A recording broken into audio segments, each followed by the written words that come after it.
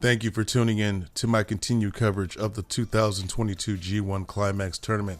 We are on day 8, so I'm not going to waste any time. Let's get right to the matches.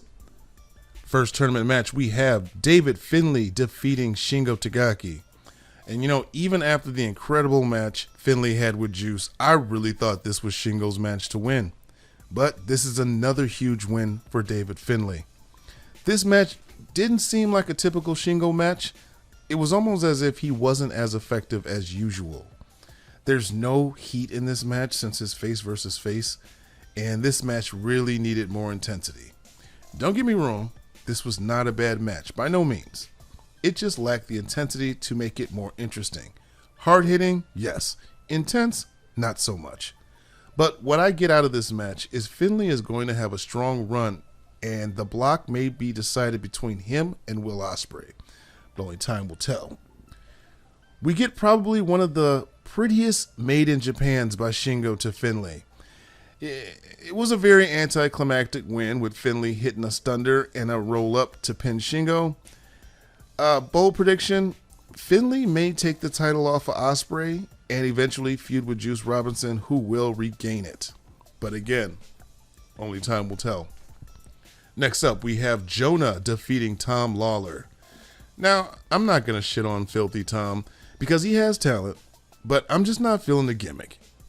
Man, with all the things going on with WWE right now, I'm betting that Triple H wants Jonah back.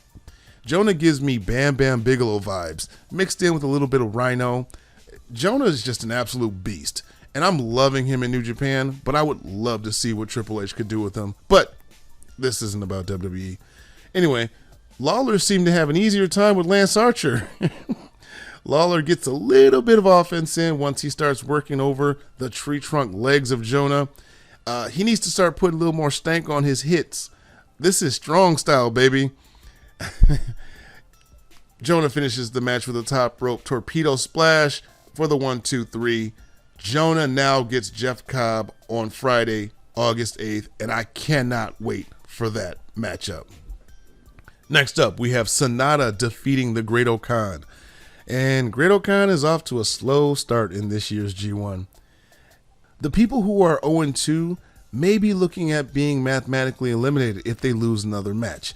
We only have 6 matches in each block, so each win is crucial. If you have 3 losses, your chances of going to the finals is slim to none.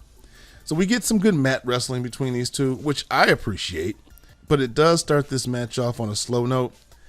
Although the match does pick up, there's a test of wills, each taking shots with their hands behind their backs, so we get some hard-hitting action between these two.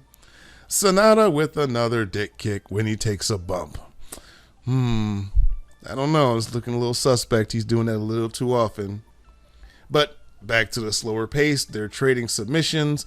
They're going from the sheep killer to the skull end. And again, I'm going on record to say how I don't like the skull end. In the end, SANADA wins with the Muda Moonsault, and Great-O-Kahn kicks out hard after the ref counts 3. So I don't know if they're trying to spare him looking bad with another loss, but it is what it is. And in our main event, we have Tanahashi defeating Zack Sabre Jr.